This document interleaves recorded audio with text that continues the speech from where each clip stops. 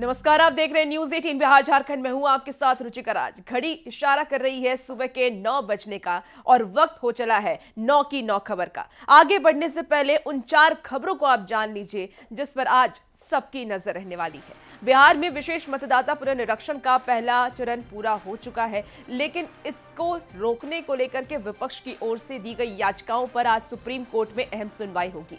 लोकसभा में आज ऑपरेशन सिंदूर की गूंज सुनाई देगी।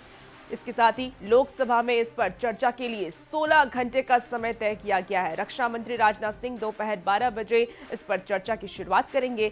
इसके साथ ही आपको बताएंगे कि सीएम नीतीश कुमार आज कटिहार जाने वाले हैं, जहां वो साहित्यकार अनूप लाल मंडल की प्रतिमा का अनावरण करेंगे और कई योजनाओं की सौगात भी देंगे। इसके अलावा यूपी के हापुड़ में पुलिस अपराधियों के बीच मुठभेड़ में बिहार का कुख्यात 50,000 का इनामी डब्लू यादव मारा गया है और इस ऑपरेशन में नोएडा एसटीएफ और बिहार पुलिस की टीम भी शामिल रही। ये 4 बड़ी खबरों पर आज हमारी नजर बनी रहेगी।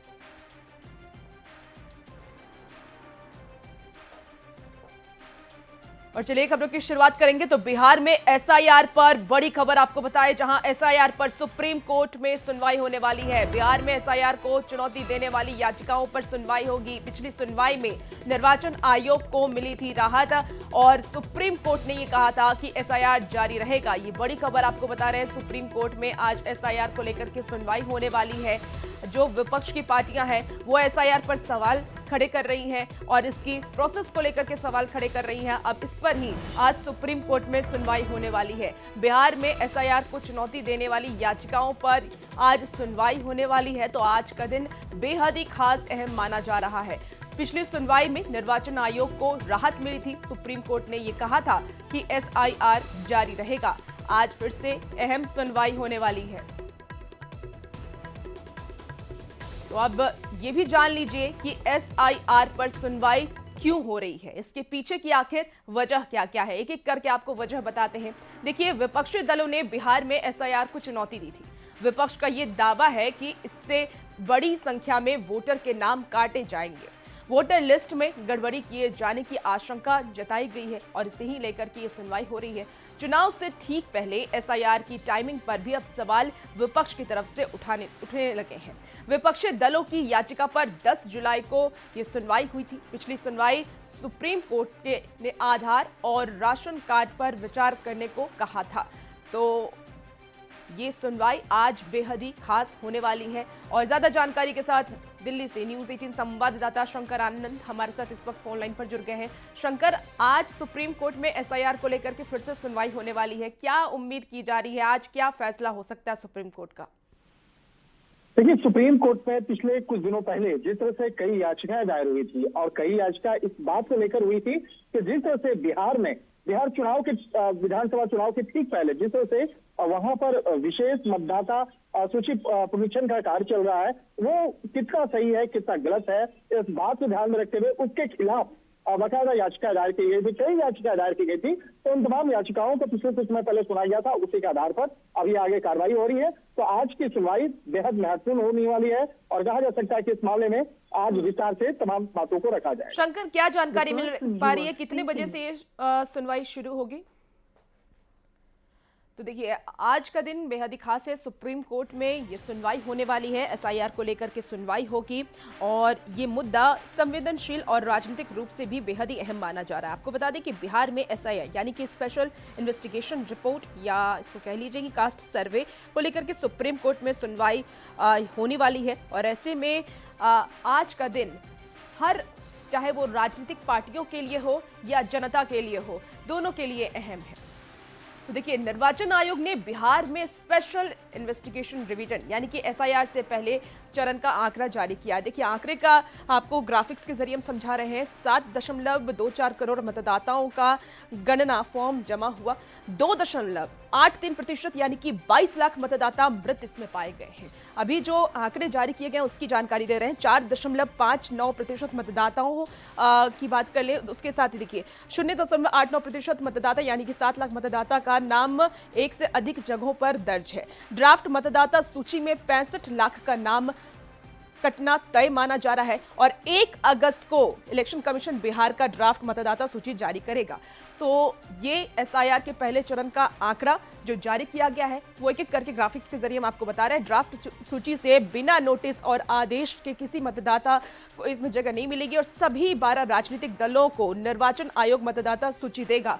तो ये जो अब तक का एसआईआर का जो रिपोर्ट आया है उसमें क्या क्या अहम चीजें रखी गई हैं वो हम आपको बता रहे थे। देखिए, आतंकवाद के खिलाफ लड़ाई में पाकिस्तान में घुस करके आतंकियों के ठिकानों को तबाह करने के लिए चलाए गए ऑपरेशन सिंदूर पर आज चर्चा होने वाली है।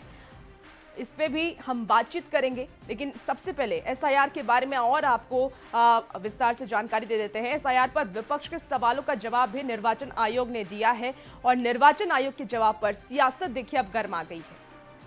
इलेक्शन कमीशन हमारे सवालों का जवाब दे दे। सवाल पूछने से पहले इलेक्शन कमीशन ये बताए कि किसके दबाव में आकर बीएलओज पर इतना दबाव बनाया गया कि वो दूसरों का फर्जी साइन कर रहे हैं।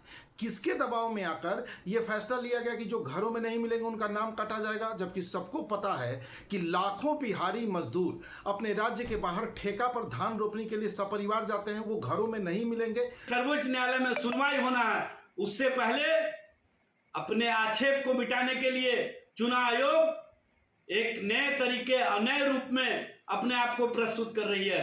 चुनाव आयोग को चाहिए कि वो स्वयं स्पष्ट करे कि 65.2 लाख वोटर्स के नाम काटे जाने की जो सूचना चुनाव आयोग के वेबसाइट पर चल रही है, क्या वो सही है? चुनाव आयोग ने साफ कहा है कि एसआईआर में गलत नामों को हटाने या जोड़ने के लिए 1 अगस्त से 1 सितंबर तक का अवसर है, तो फिर विपक्ष का यह हंगामा क्यों? बीएलए अपना आपत्ति दर्ज करे, दूध का दूध और पानी का पानी न्याय होगा। इसमें इफ वट कहाँ है? राष्ट्रीय जनता दल के नेता भाई तेजस्वी जी हो या कांग्रेस नेता राहुल गांधी जी हो, इन लोगों को मालूम है कि बिहार की जनता इस बार फिर से इन लोगों को नकारने जा रही है। इसलिए एसआईआर को लेकर तरह तरह के भ्रम फैला रहे हैं बिहार में। जब सब कुछ पारदर्शिता के साथ हो रहा है तो भ्रम क्यों फैला रहे हैं? चलिए बात अब करेंगे लोकसभा में आज ऑपरेशन सिंदूर की गूंज उठने वाली है। आतंकवाद के खिलाफ लड़ाई में पाकिस्तान में घुस करके आतंकियों के ठिकानों को तबाह करने के लिए चलाए गए ऑपरेशन सिंदूर पर आज से संसद में बहस शुरू होगी। सबसे पहले लोकसभा में आज ऑपरेशन सिंदूर पर चर्चा होगी और चर्चा की शुरुआत दोपहर 12 बजे रक्षा मंत्री राजनाथ सिंह करेंगे, जबकि विपक्ष की ओर से नेता प्रतिपक्ष राहुल गांधी अपनी बात रखेंगे। लोकसभा में ऑपरेशन सिंदूर पर 16 घंटे चर्चा का समय तय किया गया है और इस चर्चा में प्रधानमंत्री नरेंद्र मोदी भी शामिल हो सकते हैं, इसकी भी खबर है। वहीं मंगलवार को राज्यसभा में ऑपरेशन सिंदूर पर चर्चा तय की गई है।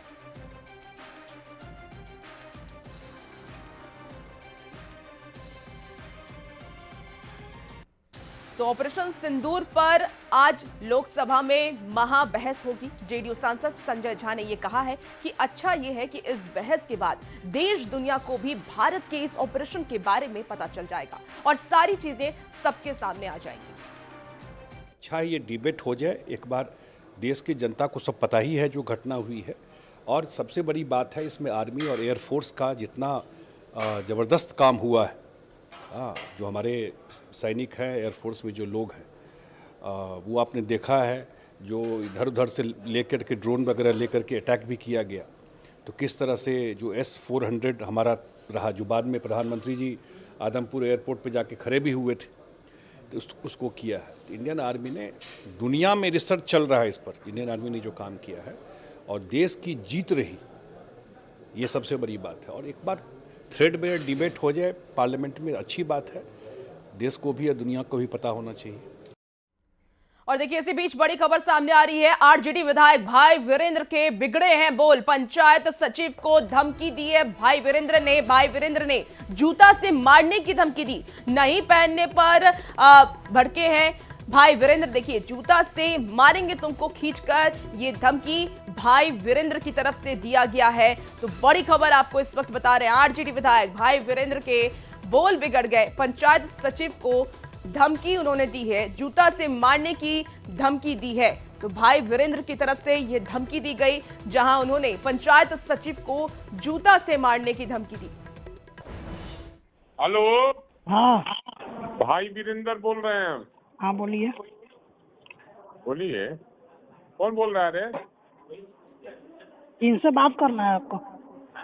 अरे पंचायत सचिव से मैं बात करना चाह रहा हूँ। हाँ, पंचायत सचिव बोल रहा हूँ, बोलिए। अरे तो भाई वीरेंद्र को तुम नहीं पहचानता है? तू कहेगा कि बोलिए।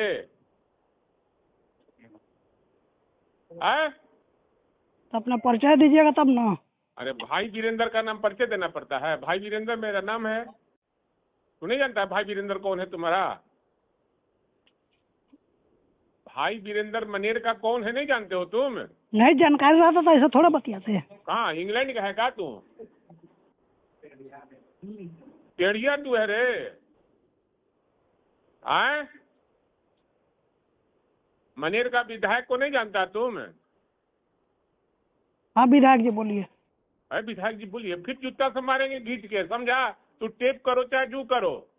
तुम कह रहा कि विधायक जी बोले प्रोटोकॉल का ख्याल नहीं रखेगा रे? आए प्रोटोकॉल का ख्याल नहीं रखेगा रे? हिंदुस्तान जानता है यार। तुम कह रहे कि भाई वीरेंद्र कौन है नहीं जानते हैं?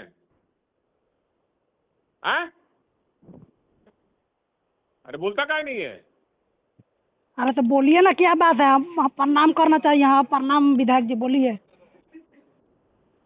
अरे ये रिंकी देवी का, हाँ रिंकी देवी का पति का बनना है, अविनाश कुमार का मृत्यु प्रमाण पत्र। हाँ, वो बनवाइए। आवेदन मेरे पास आया हुआ है उनका। आपका आवेदन गया हुआ है? कब का? देखिए टेढ़ई से काम मत कर। तू कर्मचारी है, कर्मचारी सन काम कर। हाँ तो अभी प्रेम से बतियाइएगा तो प्रेम से बतियाएंगे, ठीक है ना? नहीं जो जहाँ जो कुछ करना रहता है करना होगा, करते रहिएगा, कोई ऐसा डर नहीं है हमको, ठीक है? सीधा बतियाइएगा, सीधा बतियाएंगे, टेढ़ी बतियाइएगा, टेढ़ी बतियाएंगे। ऐसा डरने वाला कोई यहाँ पे है नहीं। चलिए इसी बीच एक और बड़ी खबर आ रही है। बिहार का कुख्यात अपराधी डब्लू यादव उत्तर प्रदेश के हापुड़ जिले में एनकाउंटर में मारा गया है। ये नोएडा एसटीएफ, बिहार पुलिस और हापुड़ के सिंघवाली थाने की पुलिस की ज्वाइंट कार्रवाई हुई है। आपको बता दें कि डब्लू यादव बिहार के बेगूसराय जिले का रहने वाला था। उस पर बेगूसराय में हिंदुस्तानी अवाम मोर्चा के नेता के अपहरण और हत्या का भी आरोप था। बिहार पुलिस को उसकी तलाश थी। डब्लू यादव की हत्या, डकैती और लूट जैसे 24 संगीन मामलों में वो वंचित था और उसके पास से कार्बाइन, अवैध पिस्टल, तमंचा और कारतूस बरामद किए गए हैं। ये बड़ी खबर आपको बता रहे हैं। हापुड़ पुलिस की ये बड़ी कार्रवाई सामने आई है, जहां पर डब्लू यादव बिहार के बेगूसराय जिले का जो रहने वाला था अपराधी, वो उसका एनकाउंटर किया गया है। तो ये बड़ी खबर सामने आ रही है। बिहार का कुख्यात अपराधी डब्लू यादव उत्तर प्रदेश के हापुड़ जिले में एनकाउंटर में मारा गया है। उत्तर प्रदेश में अपराधियों की योगी की पुलिस कमर तोड़ रही है। वहीं दूसरे राज्यों से यूपी में शरण लेने वाले बदमाशों की भी अब खैर नहीं है। हापुड़ जनपद में बिहार के बेगूसराय जिले के रहने वाले डब्लू यादव को पुलिस ने एनकाउंटर में ढेर कर दिया है। सिंभावली थाना पुलिस, नोएडा एसटीएफ और बिहार पुलिस के जॉइंट ऑपरेशन में 50,000 के इनामी बदमाश, कुख्यात बदमाश जो बिहार का रहने वाला बताया जा रहा है, उसको मुठभेड़ में ढेर कर दिया गया है। दरअसल डब्लू यादव बिहार में अपराध करने के बाद यूपी में शरण ले रहा था, जिसके बाद उसकी लोकेशन हापुड़ में ट्रेस हुई। हापुड़ में सिंभावली पुलिस ने उस जाल बिछाया और उसको नोएडा एसटीएफ और बिहार पुलिस के जॉइंट ऑपरेशन में ढेर कर दिया गया। डब्लू यादव पर 24 से अधिक लूट, हत्या, डकैती के मुकदमे दर्ज हैं। डब्लू यादव के पास से पुलिस को कार्बाइन, पिस्टल, तमंचा, भारी मात्रा में कारतूस और एक बाइक बरामद हुई है। सिंभावली थाना क्षेत्र में मुठभेड़ हुई है। विपिन गिरी, न्यूज़ 18 हापुड़। और देखिए ज्यादा जानकारी के साथ हापुड़ से संवाददाता विपिन गिरी हमारे साथ जुड़ गए हैं। विपिन, ये बड़ी सफलता पुलिस को मिली है, कुख्यात अपराधी को एनकाउंटर में मारा गया है। कैसे अपराधी को मारा गया? क्या मुठभेड़ हुई थी अपराधी और पुलिस के बीच में? देखिए, सिंभावली थाना क्षेत्र में मुठभेड़ हुई है, जिसमें बिहार का एक कुख्यात 50,000 का इनामी बेगूसराय जिले का रहने वाला डब्लू यादव हत्या, लूट, डकैती के 24 से अधिक मामलों में फरार चल रहा था। बिहार से इसने यूपी में शरण ली थी, लेकिन यूपी में योगी की सरकार है और उसकी कोशिश कामयाब नहीं हुई। बिहार पुलिस के इनपुट के बाद में नोएडा एसटीएफ और सिंभावली पुलिस सक्रिय हुई, जिसके बाद में चेकिंग की जा रही थी सिंभावली थाना क्षेत्र में। इसी दौरान एक बाइक सवार को रुकने का इशारा किया, लेकिन उसने भागने का प्रयास किया और बाइक छोड़कर पुलिस पर फायरिंग की, जिसकी जवाबी फायरिंग में नोएडा एसटीएफ, बिहार पुलिस और हापुड़ पुलिस के ज्वाइंट ऑपरेशन में इसके गोली लगी। इसको अस्पताल में भर्ती कराया गया, जहां चिकित्सकों ने इसे मृत घोषित कर दिया। इसके कब्जे से एक कार्बाइन, पिस्टल, तमंचा, कारतूस के अलावा एक बाइक भी बरामद हुई है और इस पर 24 से अधिक बिहार में आपराधिक मामले दर्ज थे। ठीक है, आप नजर बना के रखिए विपिन, तमाम अपडेट आपसे लेंगे। बहुत शुक्रिया जानकारी के लिए। और चंदन मिश्रा हत्याकांड मामले को लेकर के आपको खबर बताए, जहां शेरू सिंह को पुलिस रिमांड पर लेगी तो पुरोलिया जेल में बंद है शेरू सिंह। शेरू पर हथियार भिजवाने का आरोप है। 4 आरोपी की गिरफ्तारी के लिए ये छापेमारी की गई है। 2 शूटर और एक हथियार भागने वाला इसमें शामिल है। पीएमसीएच में इलाजरत शूटरों से पूछताछ की जाएगी। घटना के 10 दिन के बाद भी नहीं मिले हैं हथियार। सीआईडी की गाइडलाइंस में लिखी जा रही है डायरी। पुलिस मुख्यालय की डायरी पर पैनी नजर भी बनी रहेगी। तो 17 जुलाई को पारस अस्पताल में यह हत्याकांड को अंजाम दिया गया। अब उसके बाद पुलिस हर एंगल से जांच में जुटी हुई है, अलग अलग लोगों से पूछताछ कर रही है। शेरू सिंह को पुलिस रिमांड पर लेगी और पुरोलिया जेल में बंद है शेरू सिंह। शेरू सिंह पर हथियार भिजवाने का आरोप लगा है। जो 4 कुख्यात अपराधी जो कि अंदर घुसते हैं पारस अस्पताल में, ताबड़तोड़ गोलीबारी करते हैं और चंदन मिश्रा की वहीं पर मौत हो जाती है। ज्यादा जानकारी के साथ न्यूज़ 18 संवाददाता संजय इस वक्त हमारे साथ फोन लाइन पर जुड़ गए हैं। संजय, एक बड़ा अपडेट आ रहा है, शेरू सिंह को पुलिस रिमांड पर ले गया, उनसे भी पूछताछ की जाएगी, क्या कुछ और अपडेट है? जी बिल्कुल, देखिए जो पूछताछ हुई है, जो रिमांड पर लिए गए शूटर से तौसीफपुर बादशाह, और अभी जो फिलहाल पटना पीएमसीएच में एडमिट है, इसमें बलवंत सिंह और अभिरंजन है। इनसे पूछताछ के आधार पर अब पटना पुलिस ने यह क्लू हासिल कर लिया है कि इस हत्याकांड में पुलिया जेल में बंद चंदन मिश्रा का जो सहयोगी है शेरू सिंह, उसकी संलिप्तता रही थी और अब पटना पुलिस उसको रिमांड पर लेकर पूछताछ करेगी। अब तक के जांच में पुलिस के पास इस बात के अहम सबूत मिल चुके हैं। इस मामले में गिरफ्तार शार्पशूटर तौसीफपुर का जो मौसेरा भाई है जो निशु खान है, और पीएमसीएच में जो 4 ये आरोपी हैं, उन्होंने बलवंत जो है उसने जो पुलिया जेल में बंद है शेरू सिंह, उसी के बारे में जानकारी दी है। वैज्ञानिक साक्ष्य भी शेरू सिंह के खिलाफ मिल चुके हैं। चंदन मिश्रा हत्याकांड में पटना पुलिस शेरू के खिलाफ पटना के सिविल कोर्ट में रिमांड पर लेने के लिए आवेदन देगी। कोर्ट से वारंट मिलने के बाद पुलिस उसे पुलिया कोर्ट में देगी, फिर वहां के कोर्ट से प्रोडक्शन वारंट मिलने के बाद उसे पुलिया जेल लाकर पूछताछ की जाएगी। तो निश्चित तौर पर इस मामले में एक अहम कड़ी जुड़ी है शेरू सिंह के मामले में, और अब पुलिस आगे एक्शन लेगी। ठीक है, लेकिन हालांकि अभी बिल्कुल संजय, आप नजर बना के रखिए और इस मामले में और आपसे अपडेट लिया जाएगा। बहुत शुक्रिया जानकारी के लिए। कैमूर से इस बीच देखिए बड़ी खबर आ रही है, जहां छोटे भाई ने बड़े भाई की गोली मार दी है। उसे घायल को वाराणसी में रेफर किया गया है। मामूली विवाद में भाई ने भाई को ही गोली मारी। घटना के बाद छत पर बंद हुआ आरोपी कई घंटों तक देसी कट्टा लहराता दिखा। घंटों मशक्कत के बाद गिरफ्त में आया है आरोपी। 1 देसी कट्टा और 4 कारतूस बरामद किया गया है।